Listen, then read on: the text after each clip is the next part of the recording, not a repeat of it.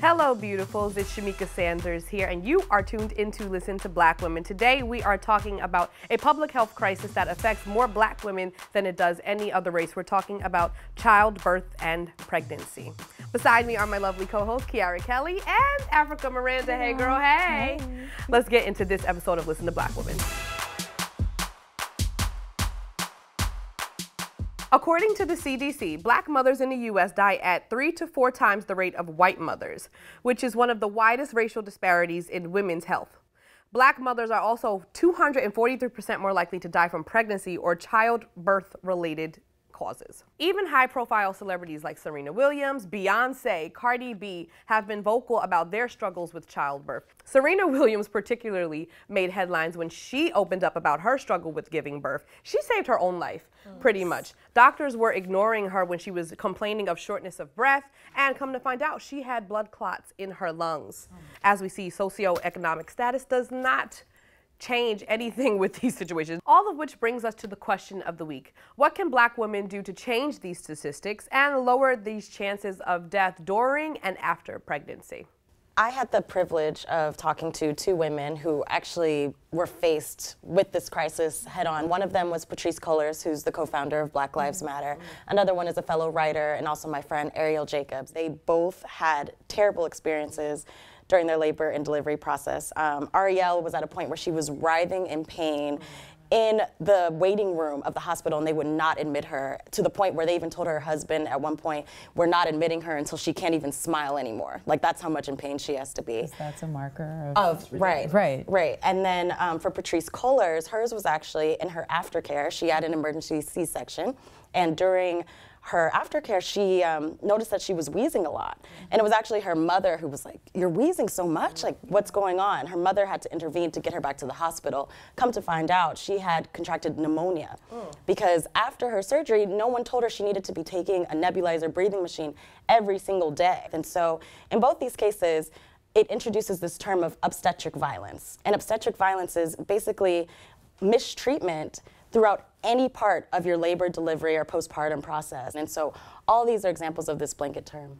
Honestly, hearing obstetric violence makes so much sense because the entire foundation for gynecological medicine is experimentation on black women. Yep, and violence. And violence on black women, because they looked at slaves and said, okay, these women don't feel pain, basically we're animals, so we can do all of these procedures on them. And that's how gynecological medicine was founded and has advanced through the years, is on our backs and on our bodies. And even now it continues because we see that it doesn't matter how much money you have, how much education, how much access to care, black women are still dying more than other women, and that's the problem. Absolutely, and when I looked at both of their cases, the similarities were that they both had black women advocating for them. What also contributes to so much of this, post-childbirth mortality is that the average black woman has lack of access. Proper medical care, not having paid family leave, all of these things are necessary to have a healthy birth and life after the fact. You need great postpartum care. A lot of women, mostly black women, have to go right back to work once they have their baby. And most people don't realize that that time post-childbirth, your body is still healing. You've undergone this extreme physical situation. It's critical to your survival, it's those absolutely months. Critical. And I think you said it was 6 months to a year. Yeah, 6 months to a year. That most people feel like, okay, you have the baby, 6 weeks, they go for a checkup, and it's you get right back into the flow of life. I mean, that's such a great point because we see celebrities. Cardi B canceled her tour or her slot on Bruno Mars's tour because she had totally underestimated pregnancy. Exactly. And she put out this whole statement about postpartum and everything she was dealing with. And it goes to show you that no one is exempt from this. Great points, ladies. Let's see what the social media streets are saying out there. Senator Tammy Duckworth wrote, when black mothers try to receive care, their symptoms and pains are ignored by our healthcare system too often. As you say, we have to be wincing in pain until you can actually smile. Until you can't smile. That's a proper medical diagnosis. Right. That's also just rude. Bruh, what? And it also just shows they're not viewing you as a human being at that point. Your pain threshold as a black woman is just expected to be so much higher than everyone else's. Natasha Byfield wrote, implicit bias and systematic racism in healthcare shows that the lives of black women aren't valued like that of our white women. So when folks say that they are making everything about race, it's because everything is about race, whether you believe it or not. And it is a matter of life or death Literally life or death. It is. 2 lives. We're 22% more likely to die from heart disease. You can still be a woman of high education, great medical care, go into a hospital, and you are still more likely to die than a white woman that has no high school education. I'm not surprised by everything we saw on social media, but I'm wondering what our audience had to say on hellobeautiful.com and MadameNoire.com. Kiara? Yes. So we asked our audience, which of the following do you think most contributes to the death rates among Black mothers during childbirth? With 37% saying lack of access to affordable health care, and 51% saying all of the above, which includes lack of education, financial instability, racism, and of course, access to affordable health care. Yeah. We also asked, are you familiar with a doula and the services they offer, with 64% saying yes and 36% saying no. So for the people who aren't familiar, doulas are basically like pregnancy journey coaches. You know, they're not, yes, they're not medical professionals, but they can help you to be an advocate between you and your medical physician in order to make sure that you get the treatment, the care, and the postpartum assistance that you may need. Because having that advocate is so necessary. Absolutely. You need someone to intervene on your behalf. Absolutely. Especially when it's like, you're so vulnerable. Right, you're pushing, you're having your whole vagina's about to bust open. Like, you may not be in the mental thought to advocate for every little thing you need, and doulas really help bridge the gap and actually can help increase our survival rate. We also asked, the average cost of a doula is $1,200 out of pocket. Can you afford one? With 37% saying yes and 63% saying no. And see, that's the thing. As great as we're just saying, like, oh, get you a doula, it's wonderful, but then in the next breath, can the average woman, have an extra $1,200 when you're already, say, maybe on, Medicaid or some other form of health care that's being provided for you to just shell this out for this extra help? But we need it.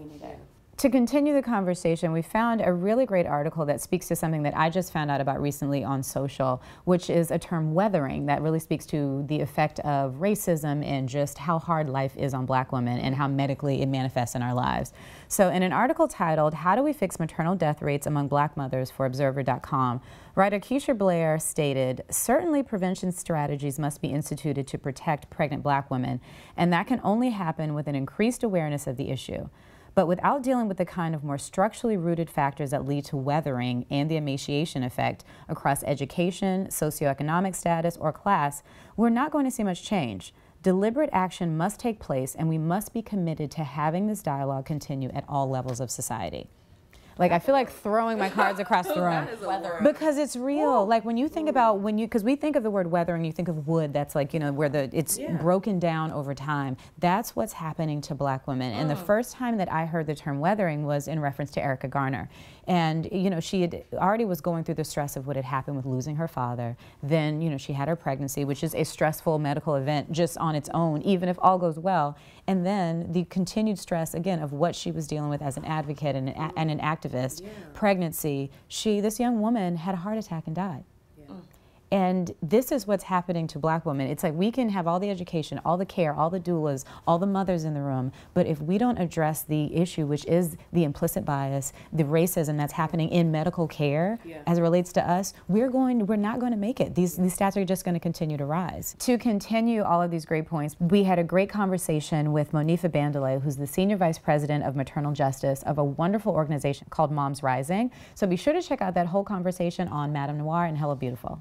What are some takeaways that we can leave with our audience? My takeaway from any woman that's watching this that, is pregnant, hopes to be pregnant at any point, is that you have your voice. Whether you're a millionaire or you're a woman that's at a county hospital that's, on medicated, that doesn't matter. What you always will have is your voice. I don't care if you have to burn that hospital down. If something is wrong, speak up. If you don't like your doctor, if you don't feel heard, if you don't feel like this person has your best interest at heart, do not stop until you find someone that can help you. Absolutely. I think I would speak on behalf of, if you're a woman or a family that is around a woman who's about to give birth or who just gave birth, check in with her constantly. We get really caught up in the gender reveals and the baby showers. Maybe take some of that money and put it towards a doula, because we need to make sure the mother and the child survives past the party. So check in on the women in your lives. I know for me personally, I've had sisters who gave birth, and I was just like, you have a baby, okay. And after I know all of this and knowing what they're suffering with, if I can be an advocate, if I can be in the room, and if I can position myself to help ensure that we live, I want to do that. That's a great point. For me, it is to be aware, because I hadn't heard a lot of these terms. So make yourself aware.